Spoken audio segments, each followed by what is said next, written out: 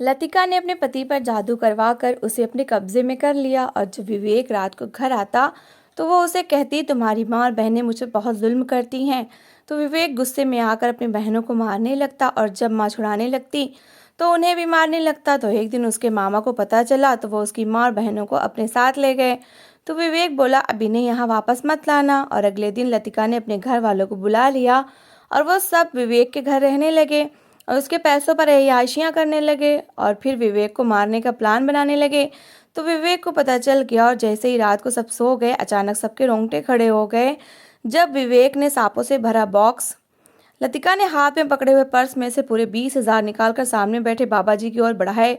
उसने टेढ़ी आंख से लतिका को सिर से पैर तक घूरा और पैसे उसके हाथ से ले लिए।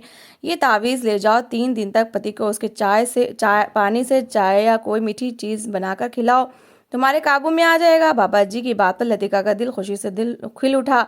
बस यही तो वो चाहती थी। जब से ब्याह कराई थी विवेक का अपनी माँ और बहनों के साथ प्यार उसे एकाक न भाता था। जब भी सैलरी आती वो लतिका के लिए कोई गिफ्ट लाता तो साथ माँ और बहनों के लिए भी ले आता। बहनें जब भी कोई फरमाइश करती विवेक फौरन उसे पूरी कर देता। ये बात लतिका से सहन न होती थी। आज तो उनका काम तमाम करके ही रहूंगी। ताबीज़ को मुट्ठी में दबाते हुए सोच रही थी। शाम को विवेक के आने का समय हुआ तो लतिका जल्दी से किचन में जाकर चाय बनाने लगी। ताबीज़ उसने पहले ही पानी की बोतल में भिगो कर रख दिया था। अरे विवेक भाई आ गए। बाहर से छोटी नंद की आवाज़ आई तो लतिका जल कर रह गई। विवेक माँ और बहनों से मिल रहा था। लतिका कहाँ है, नजर नहीं आ रही। विवेक ने अंदर मुंह करके आवाज़ लगाई तो लतिका झट चेहरे पर मुस्कुराहट सजा के चाय का कप लिए बाहर निकली। ये रही, मैं आपके लिए चाय बना रही थी। विवेक को बड़ी खुशी हुई। अरे वाह यार, चाय की बहुत इच्छा हो रही थी। उसने प्यार भरी निगाह लतिका पर डाली और चाय लेकर सामने बैठ गया। अरे लतिका तो है ही बहुत अच्छी लड़की, घर के सारे काम इतनी फुर्ती से करती है कि कोई शिकायत का मौका ही नहीं होता। उसके आने से मेरे घर में तो रौनक हो गई है, लतिका की सास ने विवेक से कहा। तो लतिका जल भुन कर रह गई। मेरे सामने चापलूसी कर रही हैं, जबकि ऐसा कुछ नहीं था कि सास और नंदे सभी उससे बहुत प्यार करती थीं। ना जाने क्यों उसको ऐसा लगता था जैसे वो सभी उसे जलती हैं। विवेक चाय पी रहा था। लतिका ध्यान से उसे देखने लगी। चाय पीते पीते विवेक ने कहा, खड़ी क्यों हो, बैठ जाओ, थक जाओगी, चाय बहुत अच्छी बनाई है। लतिका खुशी से उछल पड़ी। लगता है जादू का असर होना शुरू हो गया है। जो विवेक को उसका खड़े होना भी बुरा लगा था। चाय का कप लेकर लतिका खुशी खुशी किचन में आ गई। अगले दिन उसने मीठे में खीर बना डाली। उसने वही तावीज़ वाला पानी उसमें भी डाल दिया। विवेक ने खूब मज़े से खीर खाई और साथ साथ लतिका के हाथ के स्वाद की तारीफ भी करता रहा।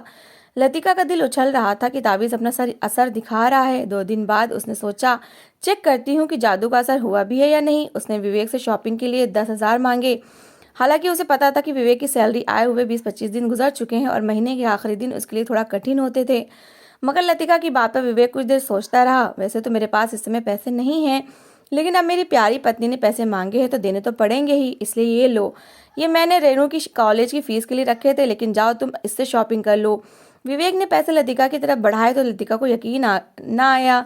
सच में बाबा जी का ताबीज़ तो कमाल कर रहा था। उसका खुशी से बुरा हाल हो गया। अगले दिन रेनू को कॉलेज में फीस जमा करवानी थी। विवेक ऑफिस से वापस आया था और काफ़ी थका हुआ था।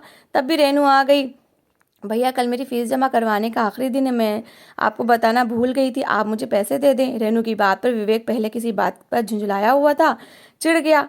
क्या हर समय पैसे चाहिए होते हैं तुम घर वालों को, मैं भी इंसान हूँ, इतने पैसे मैं कहाँ से लाऊं।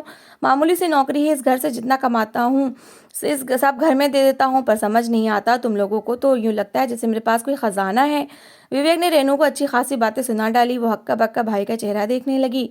विवेक ने पहले तो उससे कभी इस तरह से बात नहीं की थी। वो बेचारी रुहासी होकर वापस कमरे में चली गई। लतिका किचन से सारा दृश्य देख रही थी। खुशी के मारे उससे अपने चेहरे के दांत छुपाना मुश्किल हो गया। अब विवेक पूरी तरह से अपनी माँ और बहनों से खिंचा खिंचा सा रहने लगा था। लतिका बराबर उसे ताबीज़ वाला पानी पिलाया जा रही थी।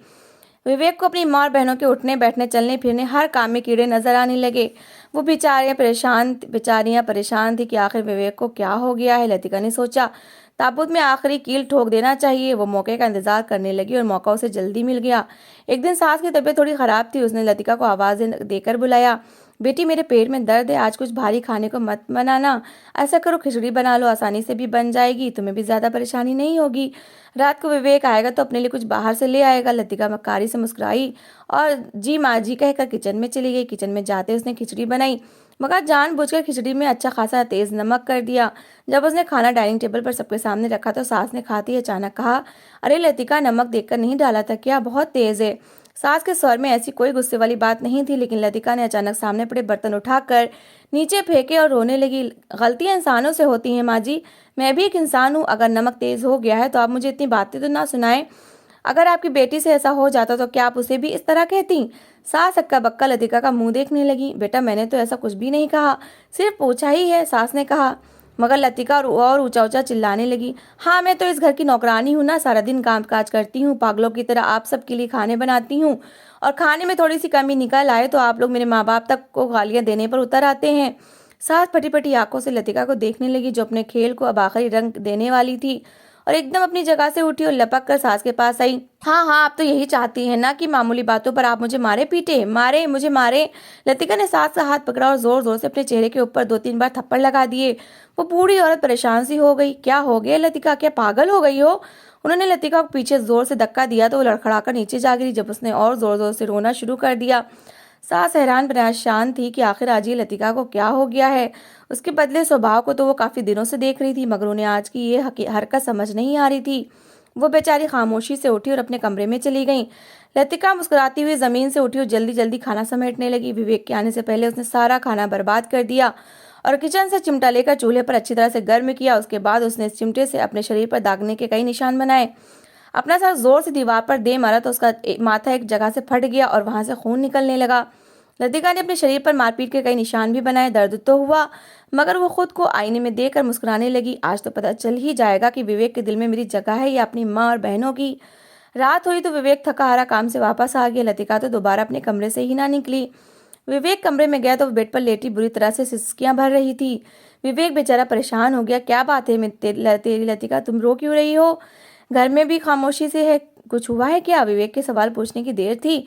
वो जो घुटने में मुंह छुपाए आंसुओं के साथ रो रही थी, एकदम उसने अपना सिर उठाया। उसका चेहरा देखकर विवेक सटपटा गया। चेहरे पर थप्पड़ों के कई निशान थे और माथा भी फटा हुआ था। विवेक, मुझे माफ कर दें, मुझसे बहुत बड़ी गलती हो गई, लतिका ने कहा। विवेक घबराकर आगे बढ़ा। उसकी हालत देखकर वो पहले ही परेशान हो गया था। क्या हुआ है, बताओ तो सही, तुम्हें किसने मारा है? विवेक ने दोबारा से पूछा तो लतिका रोते रोते आंसुओं के बीच उसे बताने लगी। आज खाने में मुझसे गलती से नमक तेज हो गया था। मैंने माँ जी से बहुत माफियां भी मांगी, लेकिन उन्होंने मुझे बहुत मारा। उन्होंने कहा कि मैं जानबूझकर खाना बर्बाद करती हूँ और मैंने उन्हें बीमार करने के लिए ऐसा किया है। हालांकि मेरी कोई गलती नहीं थी, मेरी तबीयत बहुत खराब थी, इसलिए खाना बनाते हुए मुझसे नमक तेज हो गया था। लतिका ने बात को ऐसा रंग दिया कि विवेक एक लम्हे के लिए तो दंग सा रह गया, लेकिन जब बात उसकी समझ में आई तो वो एकदम गुस्से से उठ खड़ा हुआ। आखिर माँ ने इतने बुरे तरीके से तुम्हें क्यों मारा है? मैं अभी जाकर पूछता हूँ उनसे। उनकी हिम्मत कैसे हुई मेरी पत्नी पर हाथ उठाने की? विवेक उल्टे पैरों कमरे से निकलता चला गया। लतिका भी उठी और विवेक के पीछे पीछे आई। विवेक माँ के कमरे का दरवाजा पीट रहा था। दरवाजा खुला तो वो लपक कर अंदर गया। सामने ही लतिका की सास लेटी थी। उन्होंने सामने विवेक को खड़ा देखा। आपने लतिका को इतनी बुरी तरह से क्यों मारा है माँ? आपकी हिम्मत कैसे हुई उसके ऊपर हाथ उठाने की? वो मेरी पत्नी है, आपकी नौकरानी नहीं। फिर भी वो आप सबके काम करती है। अगर उससे छोटी सी गलती हो भी गई थी तो आपने उसे इतनी बड़ी सजा दी। लतिका की सास हक्का बक्का अपने बेटे के बदले हुए तेवर देख रही थी, जो बहुत ही बदतमीजी कर रहा था। उन्होंने पलटकर लतिका का चेहरा देखा और हैरान रह गईं। वो मुस्कुराते हुए दरवाजे पर खड़ी थी। इन्हें समझने में देर न लगी कि लतिका ने जानबूझकर अपने ऊपर मारपीट के निशान बनाए हैं और इल्जाम उनके ऊपर रख दिया है। वो हक्का बक्का बेटे की शक्ल देखती रही थी, जो उंगली उठाकर उन्हें धमकी दे रहा था। आज के बाद किसी ने मेरी पत्नी से ऊंची आवाज में बात भी की तो मुझसे बुरा कोई नहीं होगा। अपना खाना पीना खुद करे, अपनी बेटियों से कहें कि आपके लिए और अपने लिए खाना खुद बनाया करे। लतिका आप लोगों का कोई काम नहीं करेगी। चलो लतिका। उसने लतिका का हाथ पकड़ा और उसे लेकर अपने कमरे की ओर बढ़ गया। उसकी बहनें भी अपने अपने कमरों से निकल आई थीं और ये सारी बातें सुन रही थीं। भाभी का बदला हुआ रूप तो वो भी काफी दिनों से नोट कर रही थी। आज भाई ने जिस तरह से ये बात की थी, माँ और तीनों बहनों को बहुत दुख हुआ, मगर वो खामोश होकर रह गईं। दूसरी ओर विवेक लगातार लतिका को साथ लगाए तसल्ली दे रहा था। अगर तुमसे कोई बुरा व्यवहार करे तो मुझे बताना, मैं उनकी खबर लूंगा। आखिर ये लोग मुझे समझते क्या हैं? मेरी पत्नी के साथ कुछ भी करेंगे और मैं खामोश रहूंगा। लतिका दिल ही दिल में मुस्कुरा रही थी, मगर आंखों में आंसू भर भर कर मासूम बनी रही। विवेक सो गया तो लतिका मुस्कुराते हुए उठी। ताबीज ने तो बड़ा अच्छा असर दिखा दिया। माँ और बहनों का जादू तो एक ही दिन में उतर गया। अब सिर्फ मेरा जादू सर चढ़कर बोलता है। आईने में अपनी चोटों को देखते हुए मुस्कुरा रही थी। अब लतिका का यही काम बन गया। वो सारा दिन अपने कमरे में बंद रहती, घर का सारा कामकाज उसकी सास और नंदे करती। लेकिन जैसे ही विवेक के आने का समय होता तो लतिका लपक कर किचन में जा खड़ी होती। वो धुले के बर्तन दोबारा सिंक में रखती और धोने लग जाती। और विवेक उसे काम करता हुआ देखता तो लड़ पड़ता। सारा दिन मेरी पत्नी से काम कराते हैं आप लोग, और ये मेरी बहनें सारा दिन बिस्तर तोड़ती हैं, इन्हें कहीं हिलकर काम किया करें। वो अपनी माँ को पर चीखता चिल्लाता। लतिका दिल ही दिल में मुस्कुराती रहती। बहनों और माँ ने कई बार विवेक को बताने की कोशिश की कि जैसा वो समझ रहा है वैसा नहीं है, लेकिन विवेक ने तो जैसे आंखों और कानों पर पट्टी बांध ली थी। उस दिन विवेक और लतिका लॉन्ज में लगी हुई टीवी पर फिल्म देख रहे थे जब अंदर से विवेक की छोटी बहन रेनू निकली। आज उसकी दोस्त की शादी थी और उसने सुबह ही माँ से अनुमति ले ली थी कि उसने शादी पर जाना है। लाल रंग का सुंदर सा ड्रेस पहनकर वो तैयार हुई, बहुत अच्छी लग रही थी। उसे देखते ही लतिका को उससे जलन महसूस हुई। अच्छा अम्मा, मैं जा रही हूँ, रेनू ने निकलते हुए अंदर माँ को आवाज़ दी। और तभी लतिका ने विवेक के कान में कहा, ये इतना तैयार होकर आधी रात के समय कहाँ जा रही है? ज़रा पूछे तो, आजकल का कोई माहौल है रात के समय बेटियों को अकेले भेजने का, जो आपकी माँ ने इसे अनुमति दे दी? लतिका की बात पर विवेक ने आओ देखा न ताओ एकदम खड़ा होकर चिल्लाने लगा। किससे पूछ के जा रही हो तुम रात के इस समय बाहर? और कहाँ जा रही हो? कौन सा तुम्हारा आशिक है जिसे मिलने के लिए समय तय कर रखा है तुमने? रेनू हक्का बक्का भाई की शक्ल देखने लगी। आशिक वाली बात पर उसका रंग लाल हो गया। उसे बहुत गुस्सा आया। तमीज से बात करे भाई, मेरा कोई आशिक नहीं है जिससे मिलने जा रही हूँ। मेरी दोस्त की शादी है और मैंने माँ से पूछ लिया है। आप तो वैसे भी हर समय भाभी के पल्लू में मुंह छुपाए रखते हैं। आपसे क्या पूछूं? आपने कभी पूछा भी है कि हम बहनों को जरूरत है किस चीज़ की या नहीं? रेनू की आंखों में आंसू आ गए थे। लतिका भी अपनी जगह से उठ खड़ी हुई। देखे कैसी तेज जबान चला रही है, पक्का किसी से मिलने जा रही है, तभी तो इतनी हिम्मत उतर आई है इसकी आंखों में। लतिका की बात पर विवेक का पारा आसमान को चढ़ गया। उसने आओ देखा न ताओ आगे बढ़कर एक जोरदार थप्पड़ रेनू को लगा दिया। खबरदार, जो घर के बाहर कदम रखा, जबान चलाती मेरे सामने, तेरी जबान खींच लूंगा। रेनू थप्पड़ लगने से लड़खड़ाकर नीचे गिर पड़ी और सिसकने लगी। तभी माँ अंदर से निकल आई। क्या हो गया? क्यों तमाशा लगा रहे हो? मुझसे पूछकर जा रही थी वो, क्यों मारा है तुमने उसे? माँ आगे आई और उन्होंने नीचे गिरी हुई रेनू को उठाया। बेटियों को बिगाड़ रही हैं आप, मैं बता रहा हूँ, कल को भाग जाएगी किसी के साथ घर से अगर आपने यही छूट दे रखी तो। विवेक की बात पर माँ ने अपना सा हाथ उठाया और बोली, बस करो। खबरदार, जो मेरी बेटियों के बारे में बात की, अपनी झूठी और बदतमीज पत्नी को संभालो। उसके अलावा तुम्हारा घर में और काम ही क्या है? माँ की बात विवेक को जैसे किसी तीर की तरह लगी। लतिका ने पीछे खड़े खड़े रोना शुरू कर दिया था। उसके रोने की आवाज़ सुनकर तो विवेक को माँ पर बहुत गुस्सा आया। उसने माँ को एक जोरदार धक्का दिया। वो बेचारी बूढ़ी थी, नीचे जमीन पर जा गिरी। मैंने पहले भी कहा था कि लतिका के बारे में कोई गलत बात नहीं करेगा, फिर आप लोगों की हिम्मत कैसे हुई ऐसा बोलने की? विवेक चिल्ला रहा था। बूढ़ी माँ बेचारी सहम सी गई। रेनू भी हैरानी से भाई को देख रही थी जो गला फाड़ फाड़ कर चिल्ला रहा था, मैं तुम सबको जान से मार दूंगा। मैं सब समझता हूँ, तुम लोग मुझे और मेरी पत्नी को इस घर से निकाल कर इस घर पर कब्जा करना चाहते हो। ऐसा मैं कभी नहीं होने दूंगा। विवेक ना जाने क्या क्या सोच बैठा था, जो मुंह में आया बकता चला गया। उसकी तीनों बहनें और माँ हैरानी से उसे देखती रहीं। लतिका भी हैरान थी कि ताबीज़ का तो कुछ ज़्यादा ही असर हो गया है। बस शायद वही फैसले की घड़ी थी। और उसी पल दरवाज़ा खुला और विवेक के मामा अंदर आए, जो कई महीनों के बाद आज बहन से मिलने के लिए आए थे। विवेक की माँ ने जो अपने भाई को आते देखा तो रोते हुए उनसे जा लिपटी। पति के मरने के बाद एक बेटा ही अकेला सहारा था, अब वो भी इस तरह आंखें दिखा रहा था तो इनके दिल पर चोट तो लगनी ही थी। मामा ने विवेक को इस तरह चिल्लाते हुए और पत्नी के खातिर सबसे लड़ते झगड़ते देखा तो बहुत दुखी हुए, मगर वो कुछ ना बोले। उन्होंने खामोशी से अपनी बहन और उसकी तीनों बेटियों को साथ लिया और कहा, मेरे साथ चलो, मैं वैसे भी अकेले रहता हूँ। तुम्हारी मामी का समय हुआ देहांत हो चुका है और मेरे कोई बच्चे भी नहीं है। इस बेटे को अगर तुम लोगों की चिंता नहीं तो अच्छा है कि उसका साथ छोड़ दो। मुझसे बेहतर कौन जानता है कि फैमिली का क्या महत्व होता है। मामा की बात ने विवेक की माँ को मजबूर कर दिया कि उनके साथ चली जाएं। विवेक खामोश खड़ा माँ और बहनों को घर से जाता हुआ देखता रहा। लतिका बहुत खुश थी, आज उसके रास्ते का सबसे बड़ा कांटा निकल गया था। अब ये पूरा घर उसका था। सास और नंदों के जाते हुए पूरी तरह से आज़ाद हो गई। घर में दिन भर वो आज़ाद फिरती या टीवी देखती रहती। लतिका की माँ किराए के मकान में रहती थी।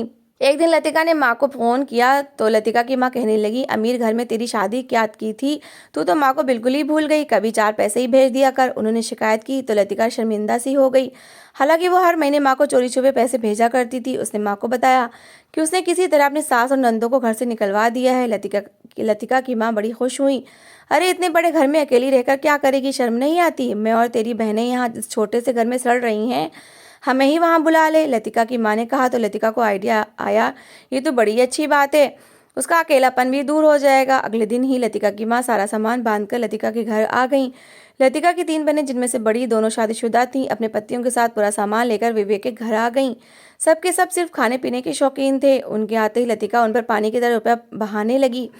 विवेक जितने पैसे देता उसने सब खर्च कर डाले थे। सारा दिन किचन में तरह तरह के खाने बनाए जाते। माँ और बेटियां से शॉपिंग पर निकल जाती। विवेक घर आता तो गंदे बर्तन सिंक में पड़े होते।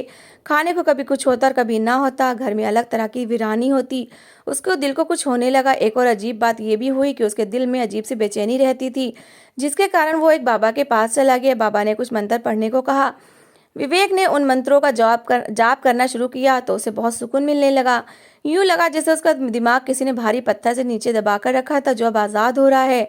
उसे अपनी हरकतें याद आई तो उसका सिर शर्म से झुक गया। कैसे उसने अपनी माँ और बहनों को धक्के देकर घर से निकाला था, लेकिन उसे समझ नहीं आ रहा था कि अब वो किस तरह सब चीज़ों को सही करे जो गलत हो चुकी थी। एक रात वो वापस आया तो सब लोग लाउंज में बैठे ऊंची ऊंची आवाज में बातें कर रहे थे, जोरदार आवाज से हंस रहे थे। विवेक के सर में दर्द था और वो बहुत थका हुआ था।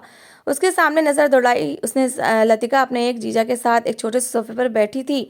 दोनों बहुत करीब थे। लतिका ने किसी बात पर हंसते हंसते अपने जीजा के कंधे पर हाथ मारा। जवाब में जीजा ने भी उसके कंधे पर अपना हाथ फैलाकर उसे अपने से करीब कर लिया। बहुत ही गंदा माहौल था। विवेक की रगों में सनसनी से दौड़ने लगी। उसका खून खौल उठा। उसकी पत्नी यूं इस तरह उस दूसरे आदमी के साथ हंसी मजाक कर रही थी। वो जोर से चिल्लाया, लतिका लतिका। फौरन सीधी होकर बैठ गई, लेकिन उसे विवेक का ये अंदाज अच्छा न लगा। क्या बात है, इतना क्यों चिल्ला रहे हो? उसने पूछा। ये किस तरह से बैठी हो? कुछ ख्याल तो करो। ना जाने किन लोगों को उठाकर अपने घर में घुसा लिया है, जिनको ना उठने बैठने की तमीज है, ना बात करने की, ना ही किसी रिश्ते का मान है। ये घर कब वापस जाएंगे? लतिका समेत सबको साफ सूंघ गया। ये लो बेटी, तुम्हारा पति तो हमारे खाने पीने पर नजर रखने लगा। क्या यही दिन दिखाने के लिए तुमने मुझे जबरदस्ती यहाँ बुलाया था? लतिका की माँ रोने धोने लगी। सारे ही लोग विवेक को बुरा भला कहने लगे। खुद लतिका भी नाराज होकर मुंह दूसरी तरफ मोड़ गई। विवेक झुंझलाकर अपने कमरे में आ गया, मगर वो ये नहीं जानता था कि अब लाउंज में बैठे हुए लोग उसके खिलाफ क्या प्लानिंग कर रहे हैं। विवेक बुझे दिल के साथ अपने कमरे में जाकर लेट गया। लतिका उसके पास ही ना आई, न ही उसने खाने को पूछा। वो करवटें बदलते बदलते थक हार कर खुद ही सो गया। आधी रात के करीब उसकी आंख खुली तो प्यास से उसके गले में कांटे चुभ रहे थे। उसने उठकर साइड टेबल पर देखा, जग में पानी नहीं था। लतिका अभी तक कमरे में नहीं आई थी। खुद ही पानी पी लेता हूँ, विवेक सोचते हुए उठा और कमरे से बाहर निकला। तभी उसके कानों में किसी की धीमी सी आवाज पड़ी। वो ठिठक कर रुक गया। कोने की ओर कोई खड़ा बातें कर रहा था। ना चाहते हुए भी विवेक उनकी बातें सुनने लगा। वो लतिका का जीजा था। इतनी नाजुक और प्यारी सी हो तुम, इस घटिया इंसान के साथ गुजारा कैसे करती हो? मेरी मानो तो जान छुड़ा लो उससे, मैं तुम्हें रानी बनाकर रखूंगा। विवेक के कानों में जैसे किसी ने लावा उंडेल दिया, मगर अभी बहुत कुछ सुनना बाकी था। लतिका रोनी सूरत बनाकर कह रही थी, मैं क्या करूं विवेक का? वो कभी भी मुझे तलाक नहीं देगा। इतनी मुश्किल से उसकी माँ बहनों को झूठे आरोप लगा कर घर से निकाला था, लेकिन अभी भी ये पूरी तरह मेरे काबू में नहीं आया। मुझे तो लगता है कि ये कभी मेरा अपना नहीं बनेगा। लतिका और भी कुछ कह रही थी, मगर विवेक का दिमाग तो उसके जीजा की बात पर ही अटक गया, जो कह रहा था तलाक नहीं देता तो कोई बात नहीं, उसका काम तो मैं तमाम कर दूंगा, तब तुम आज़ाद हो जाओगी। तो वो विवेक को मारने का प्लान बना रहे थे। लतिका भी जोश में जीजा का साथ दे रही थी। विवेक के पैर डगमगाने लगे। उसने अपने घर से किन लोगों को जगह दे रखी थी। बाकी सब लोग कहते तो और बात थी, मगर खुद लतिका, उसे बहुत पछतावा होने लगा कि लतिका की बातों में आकर उसने अपनी माँ और बहनों को घर से निकाल दिया था। मगर वो समझदार आदमी था, जल्दी ही उसने अपने आप को संभाल लिया। ये इमोशनल होने का समय नहीं था। अगले दिन वो जब जागा तो उसने ये दिखाया जैसे उसे किसी की सच्चाई नहीं पता। लतिका आज उससे मीठी मीठी बातें कर रही थी। उसने अपने हाथों से विवेक के लिए चाय बनाई और सामने लाकर रखी, मगर विवेक तो रात उनकी बात सुन चुका था। लतिका के इतना कहने के बाद भी उसने चाय नहीं पी। लतिका और उसका जीजा आंखों ही आंखों में एक दूसरे को इशारे कर रहे थे। विवेक खामोशी से बाहर निकल गया। वह पूरा दिन सड़कों पर घूमता रहा, कभी रोने लग जाता और कभी पछताने लगता। लेकिन जब रात को घर लौटा तो उसने थैले में एक अजीब सी चीज छुपा रखी थी। रात 2 बजे का समय था। सब घर वाले सो चुके थे। बहुत गर्मियों के दिन थे और वो सब लोग बड़े कमरे में लगे एसी में सोया करते थे। लतिका अपने कमरे में नहीं थी, बल्कि बेशर्मी की सारी सीमाएं पार करते हुए वो अपने जीजा के साथ उसी बड़े कमरे में सोई थी। विवेक ने एक नफरत भरी निगाह उन सब लोगों पर डाली और चुपके से हाथ में पकड़ा हुआ लकड़ी का एक बॉक्स निकालकर जमीन पर रखा। इस बॉक्स के अंदर सांप ही सांप थे। विवेक ने लाइट ऑन की और आगे बढ़कर सांपों की बॉक्स का डिब्बा खोल दिया।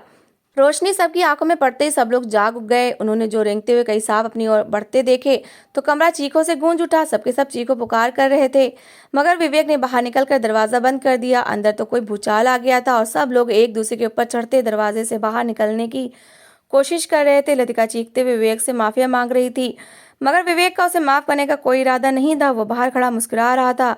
ये बात तो बस वही जानता था कि सांपों में जहर नहीं है। अंदर बस सभी लोग डर से पागल पागल होने के करीब थे। विवेक चुपचाप घर से बाहर निकल आया। उसने पुलिस को फोन करके अपने घर पर बुला लिया था। वो उसका पुराना जानने वाला दोस्त था।